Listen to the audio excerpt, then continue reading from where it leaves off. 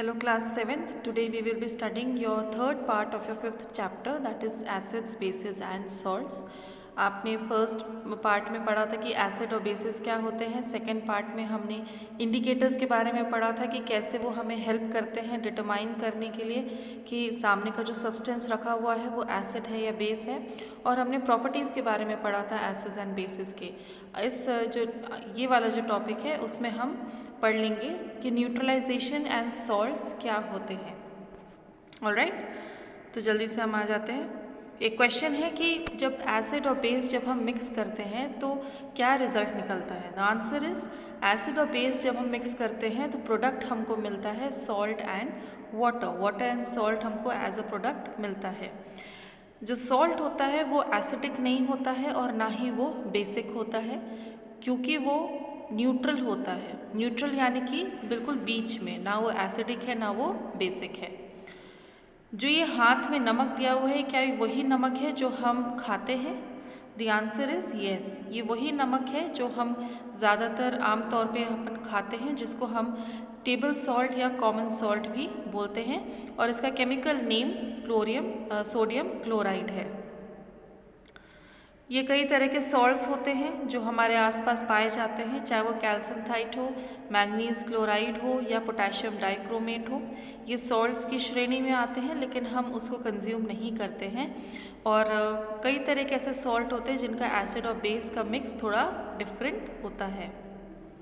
Neutralisation की अगर हम बात करें तो ये वो प्रोसेस है जिसमें एसिड और बेस रिएक्ट करते हैं सॉल्ट एंड वाटर बनाने के लिए। यहाँ पर आप देखिए, यहाँ पर एसिड और बेस को अगर हम मिलाते हैं तो हमको प्रोडक्ट यहाँ मिल रहा है सॉल्ट एंड वाटर। ऑलराइट,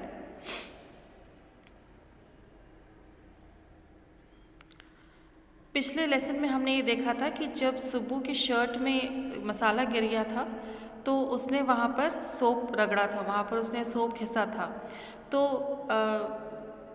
फिर जब उसने साबुन उसमें लगाया तो वो स्टेन क्यों चला गया? जब उसकी मम्मी ने उसके शर्ट में लेमन जूस डाला था। हमें ये मालूम है कि लेमन जूस एसिडिक होता है और उसमें कौन सा एसिड होता है? Citric acid. सोप बेस होता है और टर्मरिक एक तरह का इंडिकेटर है। तो आपको क्या पता है कि जो दाग लगा था वो क्यों चला गया, क्यों मिट गया जब उसकी मम्मी ने उसमें नींबू का जूस डाला था? जब साबुन को हमने टर्मरिक स्टेन से धोया था, टर्मरिक स्टेन को धोया था तो वो येलो से ब्राउन हो गया था। और जब उसकी मम्मी ने उस दाग पे नींबू का रस डाला था, यानी कि सिट्रिक एसिड डाला था, तो वो ब्राउन स्टेन येलो हुआ और जब वो धोने पे वो स्टेन बिल्कुल चला गया था। ऐसा क्यों हुआ? क्योंकि एक और एग्जाम्पल हम देख लेंगे समझने के लिए। फिनोप्थिलिन हमने पढ़ा था कि एक तरह का सिंथेटिक इंडिकेटर है, लेबोरेटरी में मिलता है। ये कलरलेस होता है और एसिडिक सॉल्यूशंस को पिंक में टर्न कर लेता है और इन बेसिक सॉल्यूशंस को वो बेसिक सॉल्यूशंस को पिंक में कन्वर्ट कर लेता है और एसिडिक सॉल्यूशंस को वो कलरलेस रहता है।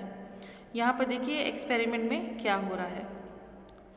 जब हम फिनोप्थिलिन विनेगर में डालते हैं तो कोई कलर चेंज नहीं होता है, ठीक है।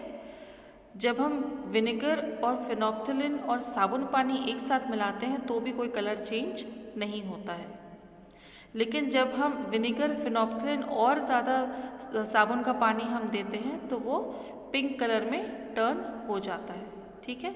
ये ऐसा क्यों हो रहा है? क्योंकि फिनोप्थिलिन एक तरह का इंडिकेटर है और जब उसमें एसिड डलता है यानी कि विनेगर डलता है तो कोई चेंज नहीं होता है। और उसके बाद जब हम कोई साबुन का पानी यानी कि बेस धीरे धीरे करके डालते हैं तो कलर तब भी चेंज नहीं होता है, क्योंकि एसिड जो सोल्यूशन में प्रेजेंट होता है वो धीरे धीरे न्यूट्रलाइज हो जाता है सोप से। उसके बाद जो एसिड रहता है वो न्यूट्रलाइज हो जाता है सोप से, और जब हम ज़्यादा सोप डालेंगे, साबुन का पानी ज़्यादा डालेंगे तो सोल्यूशन क्या हो जाएगा? बेसिक हो जाएगा। और इसी वजह से जो इंडिकेटर है वो पिंक कलर हमको दिखाता है। In the presence of vinegar or acid, phenolphthalein remains colorless. Vinegar और फिनोप्थिलिन हम डालेंगे तो कलर चेंज नहीं होगा। और जब हम इसी सोल्यूशन में सोप का सिरप सोप का सोल्यूशन डालेंगे धीरे धीरे एक एक बूंद करके, तो एसिड और बेस एक दूसरे को न्यूट्रलाइज कर देंगे और यहाँ पर बिल्कुल भी कलर चेंज नहीं हो रहा है। और जब हम थोड़ा और ज़्यादा साबुन का पानी देंगे तो वो कलर फिर से चेंज हो जाएगा, क्योंकि सारा एसिड न्यूट्रलाइज हो गया है बेस से। और ज़्यादा अगर हम बेस मिलाएंगे तो वो कलर किस में चेंज हो जाएगा, पिंक में चेंज हो जाएगा। When neutralization takes place, energy is released from the reaction in form of heat. This is why when we touch the container in which a neutralization reaction has occurred, we will find it is warm. जब हम ये देखेंगे कि जिसमें neutralisation process हो रहा है वो बीकर या वो कंटेनर हमेशा गर्म होता है। क्यों? क्योंकि इस रिएक्शन में हीट रिलीज होती है। थोड़े से क्वेश्चन है, अगर टैमरिंड जूस को हम सोप में मिलाएंगे तो क्या होगा? याद रखें, जो इमली होती है वो खट्टी होती है और खट्टी कोई भी चीज़ एसिडिक होती है। Washing powder mixes with grape juice और lemon mixes with orange juice, ये चीज़ क्या होगा? तो tamarind juice mixes with soap, salt is formed. क्यों? क्योंकि न्यूट्रलाइजेशन हो रहा है। Washing powder mixes with grape juice, उसमें भी सॉल्ट फॉर्म होगा। Lemon juice mixes with orange juice, the solution remains acidic. क्यों? क्योंकि लेमन और ऑरेंज दोनों ही एसिडिक है। वॉशिंग पाउडर बेसिक है और ग्रेप जूस एसिडिक है, दोनों एक दूसरे को न्यूट्रलाइज करेंगे और सॉल्ट फॉर्म होगा। अगर लेमन जूस ब्लैक टी से अगर हम मिला दें, टर्मरिक अगर डिटर्जेंट से मिला दें और रेड लिटमस पेपर को अगर हम सोप में डालें तो क्या होगा? Lemon juice mixes with black T, तो ब्लैक टी हल्का सा ऑरेंज या ब्राउन कलर का हो जाएगा। हल्दी और साबुन अगर हम मिलाएंगे तो डिटर्जेंट डार्क ब्राउन का हो जाएगा और रेड लिटमस पेपर को अगर हम साबुन में डालेंगे तो वो ब्लू कलर में कन्वर्ट हो जाएगा। तो यहाँ बेसिक हम समरी देख लेंगे चैप्टर की। Acids and bases react to form salt and water. सीधी सी बात है कि अगर जब एसिड और बेसिस एक साथ रिएक्ट करते हैं तो क्या फॉर्म करते हैं? Salt and water. और इसी रिएक्शन को हम क्या बोलते हैं? न्यूट्रलाइजेशन।